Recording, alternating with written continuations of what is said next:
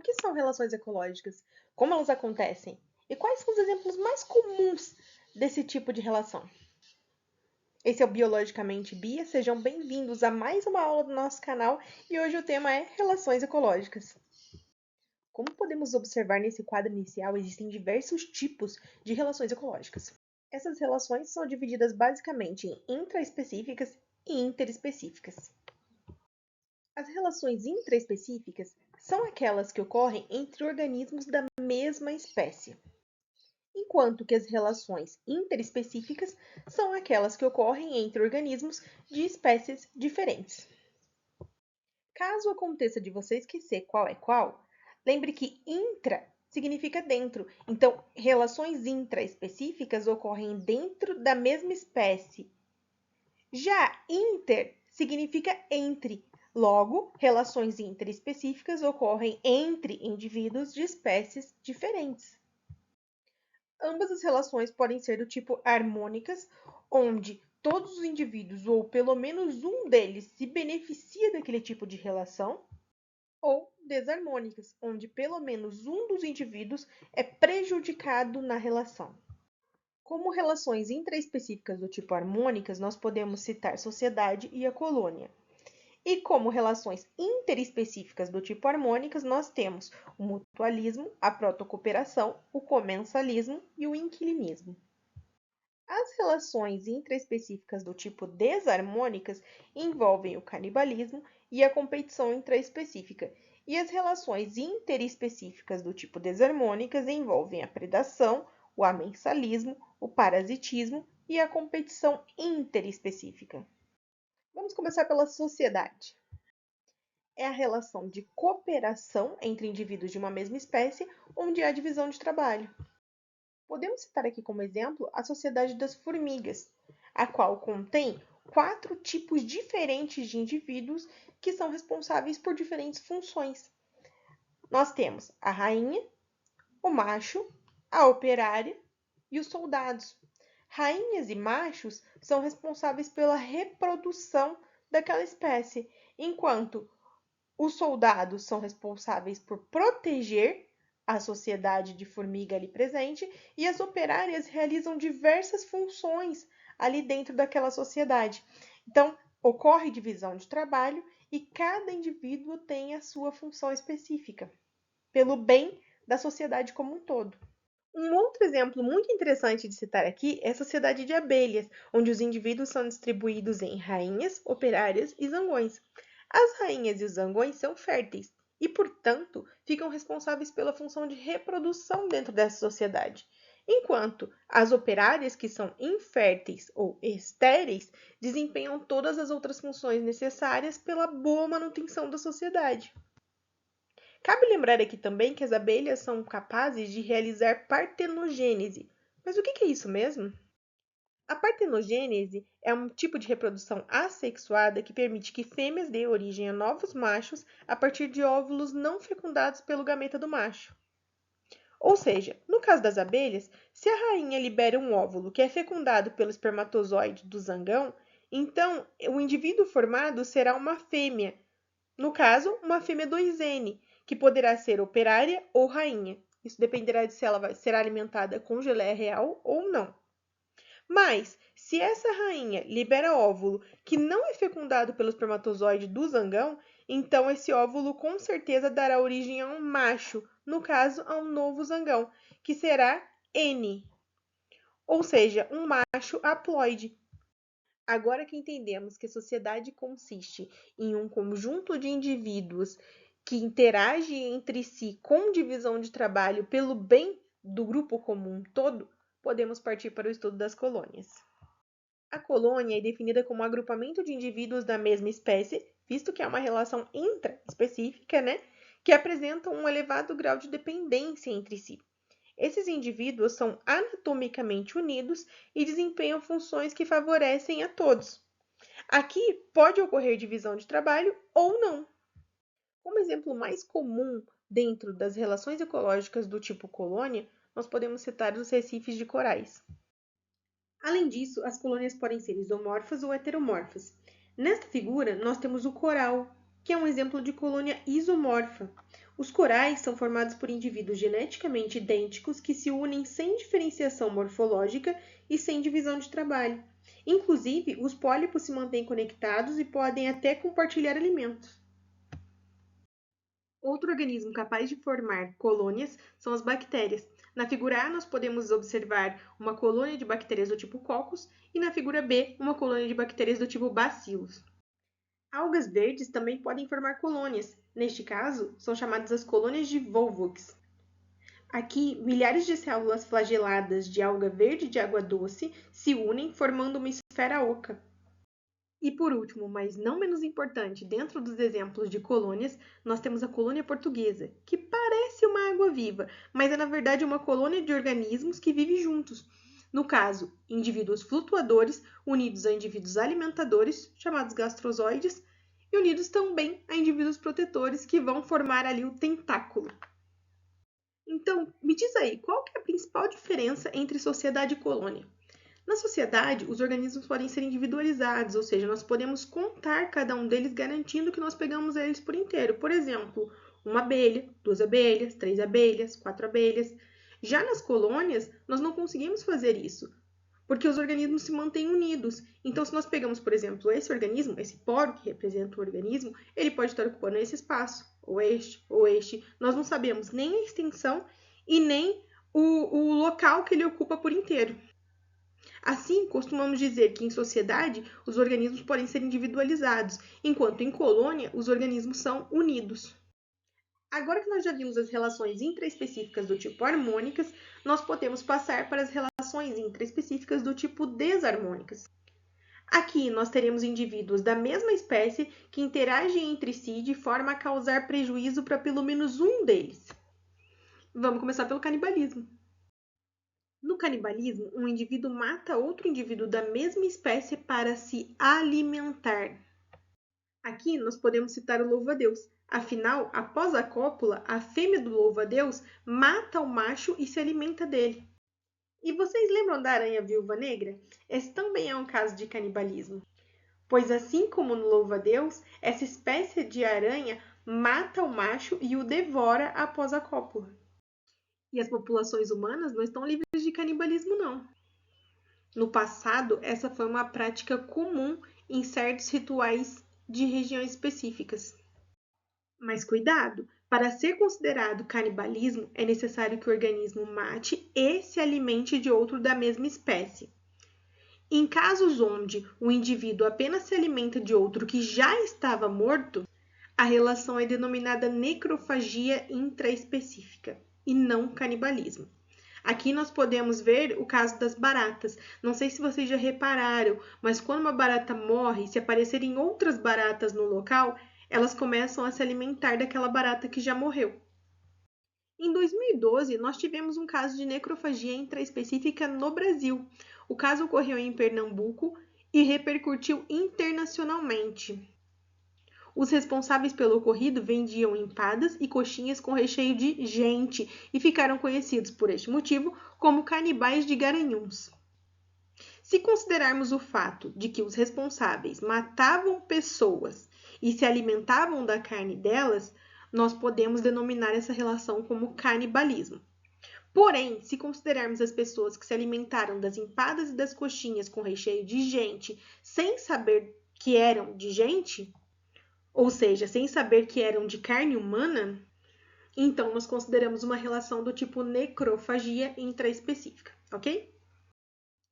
Outra relação entre indivíduos da mesma espécie, capaz de causar prejuízo para pelo menos um dos envolvidos, é a competição intraespecífica, a qual nós veremos a seguir.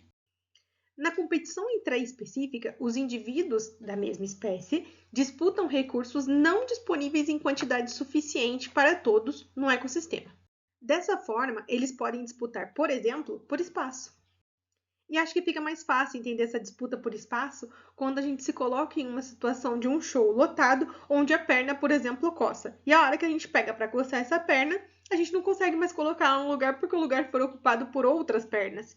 Já passaram por essa situação? Metrô também é um bom exemplo disso.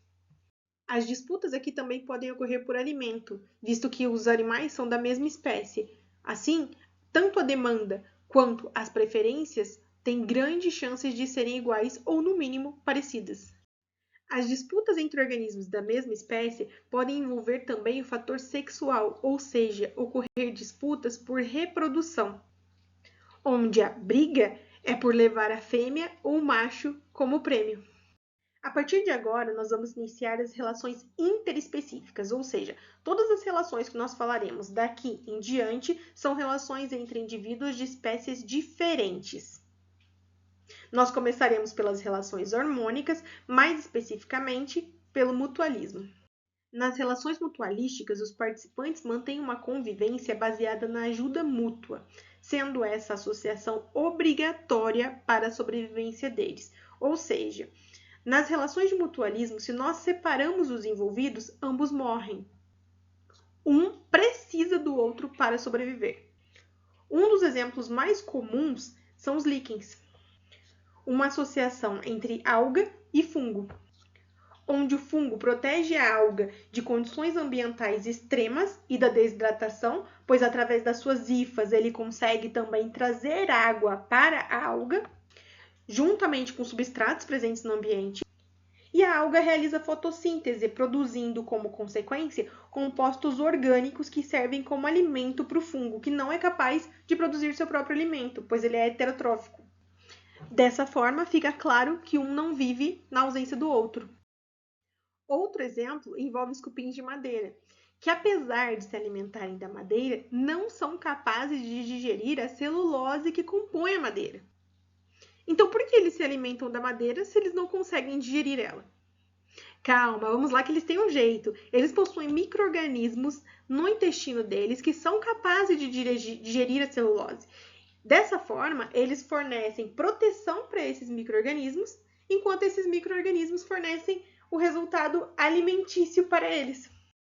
E aqui devemos considerar que na ausência do micro-organismo, neste caso aqui do protozoário do gênero Triconinfa, o cupim da madeira não sobreviveria, da mesma forma que o protozoário não sobreviveria sem o cupim da madeira. Por isso, essa relação é do tipo mutualística. Agora vamos falar de protocooperação. Na protocooperação, os participantes também mantêm uma relação de ajuda mútua, assim como no mutualismo. Porém, aqui, essa relação ocorre sem dependência. Dessa forma, se nós separamos os envolvidos, eles não morrem, eles continuam vivendo. Podem viver melhor juntos, mas sobrevivem separados. E aqui nós temos como primeiro exemplo o jacaré e o pássaro palito. Nessa relação, o jacaré oferece alimento que ficou preso nos dentes dele para o pássaro, que funciona como um palitar de dentes. Então, esse pássaro retira alimentos limpando os dentes do jacaré. Essa relação é favorável para ambos. Mas se nós separamos o pássaro palito do jacaré, ambos vão sobreviver. No segundo exemplo, nós temos um pássaro e uma flor, representando o processo de polinização, ou seja, o pássaro consegue alimento vindo do néctar da flor e a flor consegue espalhar seu pólen com a ajuda do pássaro. Se os dois não se encontrarem, ambos vivem. Mas se eles estiverem juntos, a sobrevivência dos dois é melhorada, digamos assim. Outras relações de protocooperação envolvem também aves, neste caso capturando carrapatos, por exemplo, de gado. Então, as aves elas conseguem alimento através dessa captura de carrapatos e o gado fica livre de parasitas que estão no corpo dele. É bom para ambos, mas ambos sobrevivem bem um sem o outro. Uma outra relação de protocooperação bem conhecida é a que ocorre entre a anêmona do mar e o caranguejo ermitão ou caranguejo paguro. Nessa relação, o caranguejo utiliza uma concha de gastrópode como casa. E em cima desta casa, dessa concha que ele utiliza, existe uma anêmona do mar. A anêmona oferece proteção para ele, porque ela estando ali, outros animais não conseguem acessar ele para predar. E ele oferece locomoção para a anêmona, que é um animal séssil. Então, a anêmona consegue alimento com maior facilidade, filtrando a água. A relação é benéfica para ambos. Por isso, é uma relação de protocooperação. Se separarmos os dois, ambos sobrevivem, porém com maior dificuldade. Apenas como forma de complementação, eu gostaria só de citar que nas minhas aulas eu costumo comentar que o relacionamento amoroso é como uma espécie de protocooperação, onde quando esse relacionamento acaba, pelo menos um dos dois pode achar que era uma relação mutualística, que ele vai morrer na ausência do outro. Mas aí com o tempo vai percebendo que não, que era bom com aquela pessoa, mas que também é bom sem ela, ou que pode ser bom com outra pessoa. E assim, vida que segue. Então, eu acho que isso é um exemplo bem claro de protocooperação durante as aulas. Seguindo aqui, vamos para o comensalismo.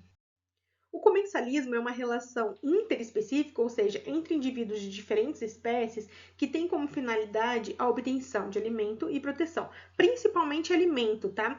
Eu costumo dizer aqui que comensalismo lembra comer, então está associado a essa finalidade. Neste caso, um dos exemplos mais comuns é do tubarão com o peixe piloto, ou a rêmora, né? Então, aqui na figura do lado direito, nós temos a representação da rêmora, ela tem como se fosse uma ventosa no topo da cabeça dela, e ela gruda essa ventosa embaixo do tubarão. Assim, conforme o tubarão vai se alimentando, ela consegue pegar os restos dessa alimentação que ele realizou. E por isso, ele é chamado de comensal. É importante lembrar que o comensalismo consiste em uma relação que beneficia um dos envolvidos e é neutra para o outro. No caso deste exemplo, o tubarão não ganha nada com esse tipo de relação, mas a rêmora, também conhecida como peixe-piloto, ganha.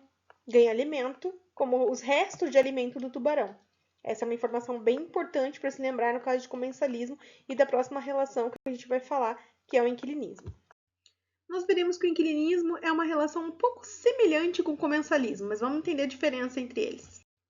Enquanto no comensalismo a relação envolve comer, no inquilinismo a relação é de moradia. Inquilino é aquele que mora, então é aquele que obtém abrigo ou suporte, neste caso das relações ecológicas, no corpo da espécie hospedeira, tá?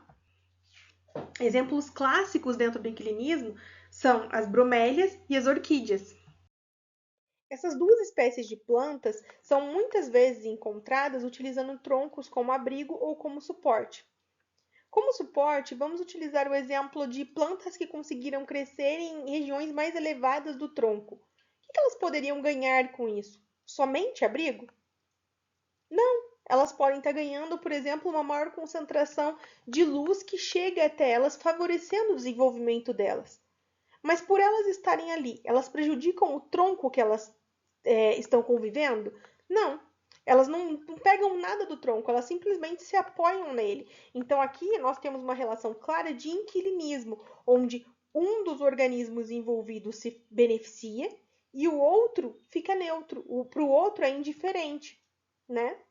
Então isso define bem uma relação de inquilinismo, que é parecida com o comensalismo. Só que no comensalismo, apesar de ser a mesma ideia, os indivíduos comem às custas dos outros.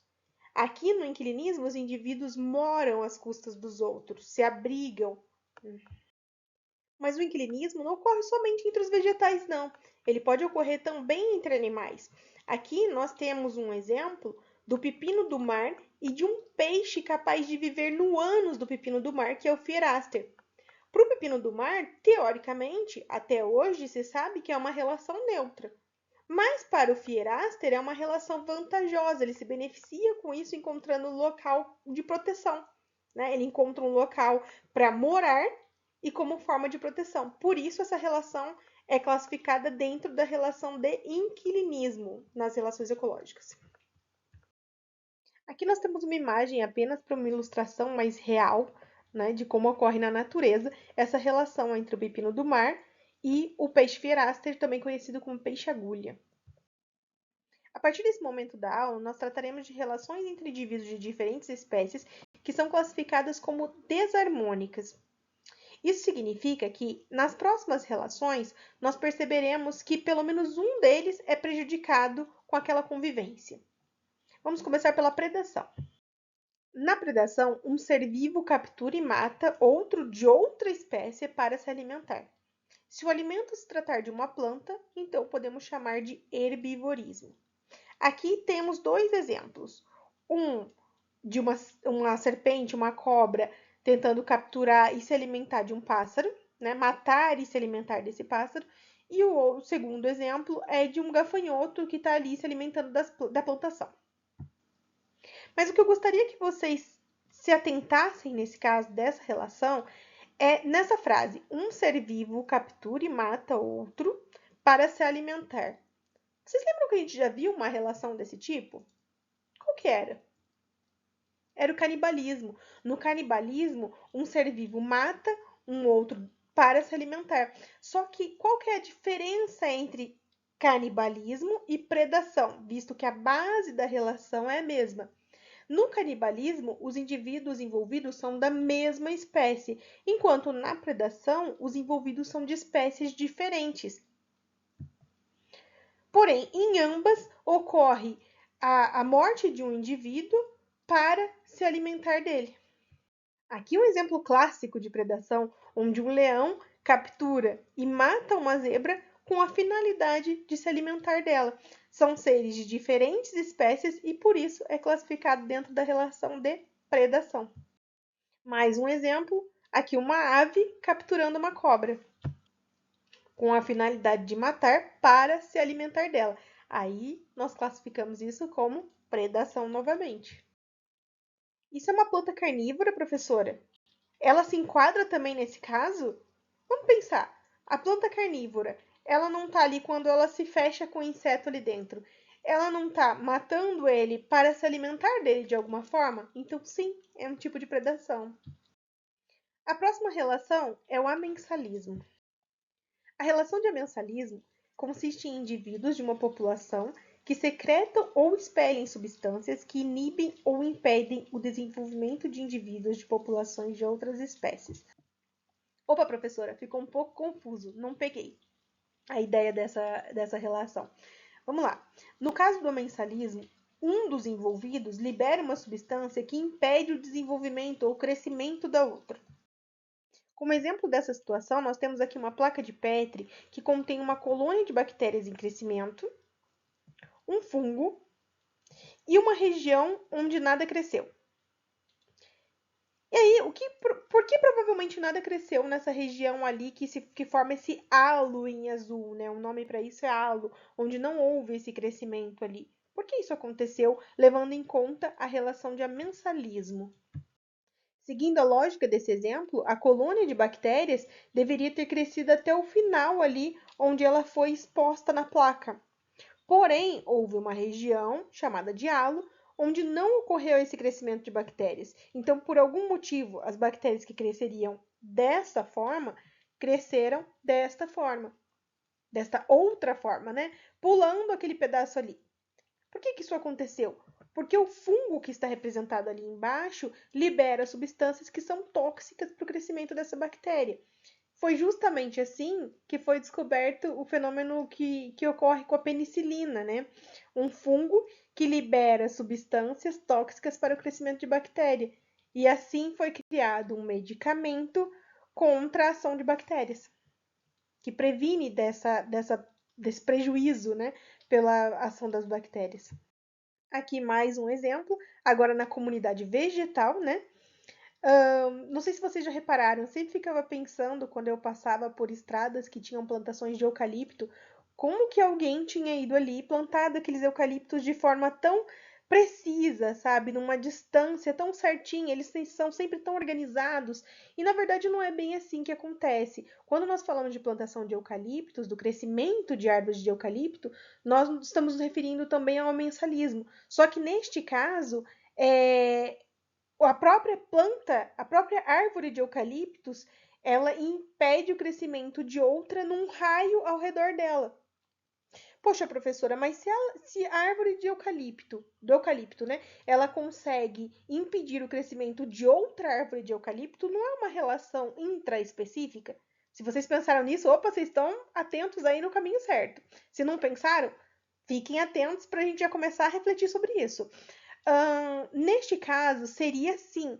Porém, essa árvore de eucaliptos, né, ela consegue também impedir o crescimento de qualquer outra coisa nesse raio, né, de qualquer outra espécie que tente crescer ali. Então, por este motivo, ela é classificada dentro das relações interespecíficas, entre diferentes espécies, tá? É só por esse motivo. Neste caso, assim como o exemplo que a gente usou da placa de Petri com crescimento de bactérias e fungos, um dos organismos é prejudicado. No caso lá da placa de Petri, as bactérias eram prejudicadas porque não cresciam naquele espaço, naquele halo ali entre elas e o fungo, e para o fungo era uma relação indiferente. Assim como aqui nos eucaliptos, para a árvore de eucalipto que está crescendo, ótimo, está tudo correndo normalmente. Porém, para os organismos que poderiam crescer ali naquele raio ao redor delas, ocorre um prejuízo. Por isso, a relação é classificada como amensalismo, ok?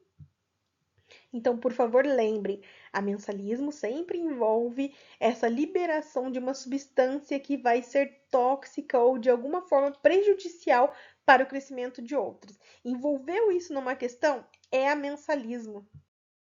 A próxima relação desarmônica que nós vamos estudar é o parasitismo. Vocês vão perceber que o parasitismo é muito semelhante à ideia do inquilinismo. Porém, no inquilinismo, um organismo se beneficiava enquanto a relação para o outro era neutra. Já no parasitismo, um dos organismos se beneficia enquanto o outro se prejudica, visto que é uma relação desarmônica entre diferentes espécies, ok? Vamos lá? No parasitismo, o parasita é aquele que vive dentro ou sobre o corpo do organismo de outra espécie, que é designado hospedeiro, do qual ele retira alimentos. Ah, então eu entendi. O parasita ele vive às custas do outro, só que usando coisas deles. Exatamente. Então, no caso, por exemplo, de um verme, ele pode estar ali absorvendo nutrientes daquele indivíduo, né? Prejudicando o desenvolvimento daquele indivíduo. Se a gente fala de um piolho, que é como exemplo da figura direita, ele pode estar ali sugando o sangue, tanto o piolho quanto o carrapato, enfim, né? Estariam sugando o sangue, também sugando coisas do organismo, impedindo que ele se desenvolvesse de forma natural, vamos dizer assim. Dentro do parasitismo, nós podemos encontrar os chamados ectoparasitas, que são aqueles que são encontrados fora do corpo. Então, eles parasitam o indivíduo, porém estando sobre o corpo deles, fora do corpo deles. Aqui nós temos como exemplos mais conhecidos o carrapato, a pulga, o piolho, né? Que podem causar danos para o hospedeiro deles. Então, coceira, algumas infecções, então doenças, né? Doenças do carrapato, por exemplo, que poderiam prejudicar extremamente o hospedeiro.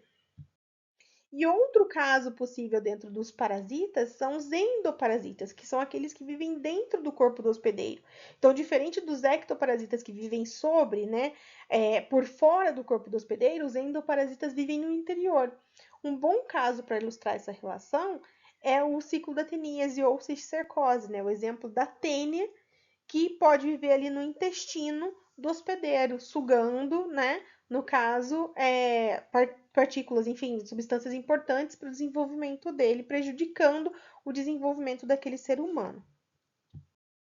E olha que o parasitismo não é exclusivo de espécies animais, não, hein? Ele pode ocorrer também em espécies vegetais. Na figura da esquerda, nós temos a planta cipó-chumbo, que é incapaz de realizar fotossíntese. Por isso, ela se aproveita sugando seiva orgânica de outras plantas para sobreviver. Ela é uma parasita e prejudica o desenvolvimento da planta a qual está associada. Na imagem da direita, nós temos um outro tipo de parasita vegetal, que é a erva de passarinho. Neste caso, a planta erva de passarinho, ela é capaz de realizar fotossíntese, mas para evitar a fadiga, ela acaba utilizando substâncias, né, nutrientes da planta, da planta hospedeira, para poder sobreviver, usando a capacidade de realizar fotossíntese apenas quando se encontra em necessidade para tal. E como não podia faltar aqui, a última relação é de competição, considerando que ela é entre diferentes espécies, nesse caso, uma competição do tipo interespecífica. Relação desarmônica, porque vai levar prejuízo de pelo menos um dos envolvidos. A competição interespecífica é uma relação de competição entre indivíduos de espécies diferentes, como o próprio nome diz, que concorrem pelos mesmos fatores do ambiente, fatores existentes em quantidades limitadas. Na competição intraespecífica, nós vimos que os indivíduos eles podiam disputar por 3 coisas basicamente: espaço, alimento e reprodução. Na competição interespecífica, nós vamos considerar que os indivíduos eles podem competir por espaço e por alimento, mas não por reprodução, porque indivíduos de uma espécie não têm interesse reprodutivo em indivíduos de outra espécie, em situações normais do ambiente. Aqui nós temos um exemplo de uma relação entre 2 indivíduos de espécies diferentes disputando por um alimento. Relação classificada como competição interespecífica, neste caso, por alimento. Podemos dizer que, por exemplo, corujas, cobras e gaviões podem competir pelo mesmo alimento. Sim, eles podem estar se alimentando das mesmas coisas. E nesse caso, eles estariam em uma competição interespecífica por algum fator presente no ambiente, seja espaço ou seja alimento. Já se nós formos analisar o caso da zebra com a girafa, será que elas disputam por alimento? Observando a imagem, o que vocês diriam? As girafas estão buscando alimento no topo das árvores, enquanto as zebras estão buscando alimento no solo. Será que elas competem por alimento? Não, né? Nós podemos deduzir aqui que não. Elas não competem por alimento. Então, elas poderiam estar competindo aqui por espaço, mas por alimento não. E como nós vamos embasar melhor essa ideia? Quando a gente tiver lá a aula de habitat e nicho ecológico. E aí nós poderíamos dizer melhor sobre isso, né? Trabalhar melhor esse tema. Porque apesar de elas terem o mesmo habitat, ou seja, viverem na savana africana, elas possuem nichos ecológicos diferentes, ok? Por enquanto, guarda só essa informação. E aí nas aulas sobre sistemas isso vai ficar mais claro. O que é habitat e o que exatamente é o nicho ecológico delas. Agora, o que não poderia faltar eram alguns casos para treinar. Então vamos refletir aqui sobre esse caso do peixe-palhaço e da anêmona do mar. Essa situação nós podemos descrever como uma situação de inquilinismo ou de protocooperação. Pausa o vídeo e pensa um pouquinho antes de responder.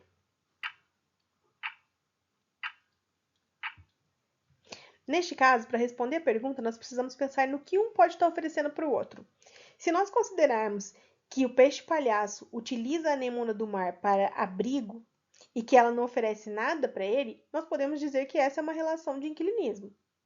Mas, se nós considerarmos que o peixe-palhaço, quando chega ali para se abrigar na anêmona do mar, né, ele ganha a proteção dela e ela ganha alimentos que vieram coladinhos assim ao redor do corpo dele, nós podemos dizer que há uma troca de benefícios. E aí, essa relação seria classificada como uma relação do tipo protocooperação, ok?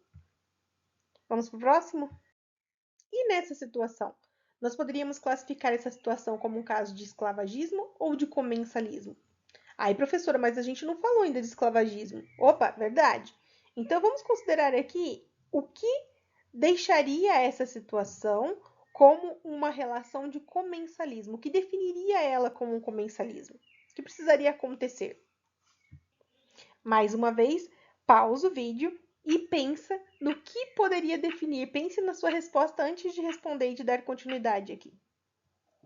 Para essa relação ser classificada como comensalismo, é necessário que o leão se alimente ali da presa dele e que a hiena venha e coma os restos, aquilo que o leão deixou, ok?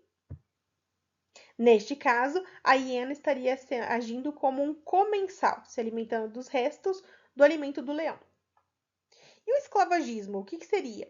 Bom, para essa relação ser classificada como um esclavagismo, nós precisamos considerar que um grupo de hienas obrigou o leão a caçar por elas, certo? E aí essas hienas se alimentam dali da presa que o leão capturou, vamos dizer assim, ok? Isso seria uma relação de esclavagismo. Vamos entender melhor o esclavagismo, que é um tipo específico que pode surgir na prova de vocês? A relação de esclavagismo, também conhecida como sinfilia, é uma relação interespecífica desarmônica onde um organismo se beneficia por meio da exploração de outro organismo. Essa exploração pode ser referente ao trabalho ou a recursos que o outro possua. O primeiro exemplo que nós vamos ver aqui é o das formigas com os pulgões. Então, os pulgões eles são capazes de capturar a seiva orgânica das plantas, coisa que as formigas não conseguem fazer. Então, eles, a partir do momento que eles conseguem sugar essa seiva, eles já vão liberando a seiva pelo ânus. E as formigas elas conseguem ir ali e obter essa seiva através do ânus dos pulgões. Se nós considerarmos essa relação sendo apenas a exploração dos pulgões a partir das formigas, né? Então nós vamos considerar que isso é uma relação de esclavagismo. Porém, se nós pensarmos que muitas vezes as formigas elas carregam esses pulgões em um fenômeno muitas vezes conhecido como foresia, então elas transportam esses pulgões para onde elas vão, para obter recursos a partir deles, mas elas também protegem eles de outros animais que poderiam estar predando os pulgões, nós podemos considerar que isso é uma relação de protocooperação, onde os dois vivem bem juntos, melhor juntos, mas também vivem separados, ok? A formiga ela não depende dessa seiva obtida através do pulgão para sobreviver, mas essa seiva é importante para ela, ajuda, né, no desenvolvimento dela, na obtenção de energia. Assim como os pulgões, a partir do momento que eles venham a ter uma certa proteção extra, isso é vantajoso para eles. Então aqui ficaria essa dúvida de, dependendo do olhar que se tenha, pode ser uma situação de esclavagismo ou pode ser uma situação de protocooperação. Um outro exemplo que nós podemos citar aqui é a fragata do mar, que ela vai atrás de vítimas, fazendo elas regurgitarem a comida que elas comeram recentemente para roubar e consumir aquele alimento, né? Por esse motivo, elas são consideradas praticantes de relações ecológicas do tipo esclavagismo. Afinal, nós podemos considerar que elas exploram o recurso obtido pelo escravizado. E mais uma vez, os humanos não estão fora dessas relações ecológicas. Aqui nós podemos considerar uma escravização, né? No caso de exploração de recursos, quando nós tratamos de apiários, por exemplo, onde o humano ele obtém recursos de serviços realizados pela abelha. No caso, a busca pelo mel que elas produzem pode ser aqui considerado um caso de esclavagismo, tá? Entre humanos e abelhas. Voltando então à situação do leão, vamos pensar que a resposta para essa questão poderia ser qualquer um dos dois tipos de relação. Quem define se é uma relação de esclavagismo ou de comensalismo, no caso do leão, da hiena e da presa, neste caso é a saciedade do leão, né? Se o leão ainda vai comer aquela presa, então ela pode ser a gente pode considerar que é um caso de esclavagismo, onde as hienas elas vêm e roubam aquele recurso que o leão obteve. Mas se o leão não quer mais aquele alimento, já comeu o suficiente, está saciado e vai largar ali, a gente considera que é um caso de comensalismo. As hienas ficam com o resto do que o leão deixou. Essa aula está completa, mas sei que está um pouco puxadinha, só que calma, já está acabando. Agora vamos para uma coisa que é muito importante que você entenda. Quando nos referimos à simbiose, muitas vezes a simbiose é associada ao mutualismo, porém isso não é uma verdade. Simbiose, quando nós falamos da palavra, né, sim significa junto e bio significa vida. Portanto, simbiose significa viver junto. Então, qualquer relação que envolva viver junto tem a ver com simbiose, né? Aí eu coloquei aqui, o termo tem sido equivocadamente utilizado como sinônimo de mutualismo, já que ele se refere a toda e qualquer associação permanente entre indivíduos de espécies diferentes que vivem juntos. Então, podemos considerar três relações definidas como simbiose: parasitismo, comensalismo e mutualismo. São relações onde eles vivem juntos, né? Espécies diferentes que vivem juntos em associação ali que pode ser considerada permanente muitas vezes, tá? Então, cuidado com isso. Simbiose pode sim ser referente a uma relação mutualística, mas também pode envolver outros tipos de relação que tenha mais de um indivíduo convivendo ali por um tempo.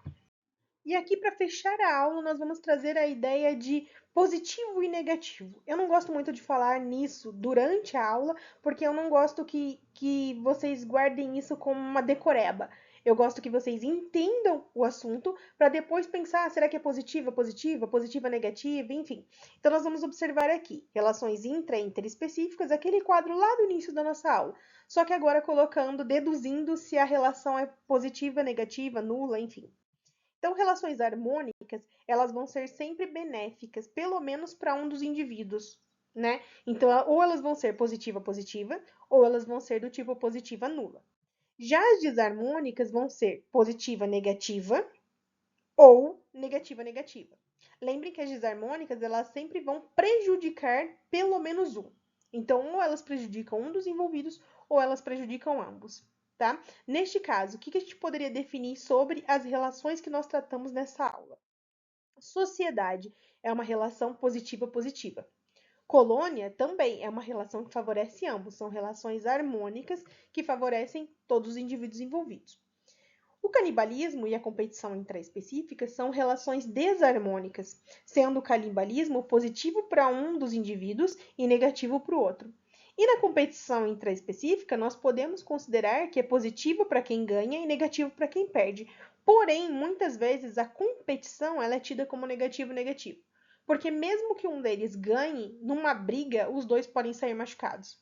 Então, os dois perdem de certa forma. Só que vamos considerar que um perde menos, né? Perde e perde menos nesse caso. Agora, indo para as interespecíficas, né? Mutualismo, positivo e uma relação obrigatória para a sobrevivência, lembrem disso. Protocooperação, positivo. Os dois vivem melhor juntos, porém vivem separados também. Comensalismo, positivo nulo. Lembrem que no comensalismo, o comensal ganha alguma coisa, mas o outro é indiferente a relação para ele. No inquilinismo, a mesma coisa, positivo nulo. Quem mora às custas do outro ganha alguma coisa, mas o outro é indiferente a relação para ele. Predação, agora as relações desarmônicas, né? Então, predação, positivo para o predador e negativo para a presa. Amensalismo, nulo para quem está liberando a substância e negativo para quem está recebendo a substância tóxica ali que vai impedir aquele crescimento, desenvolvimento da espécie.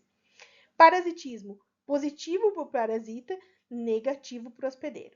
E competição interespecífica, como a gente já falou em competição intraespecífica, isso serve para todas as competições, positivo, negativo ou normalmente classificada como negativa para ambos, ok?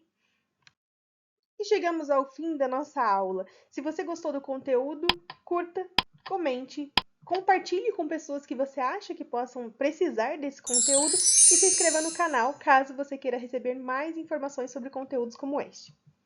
Nos encontramos no próximo vídeo. Até mais!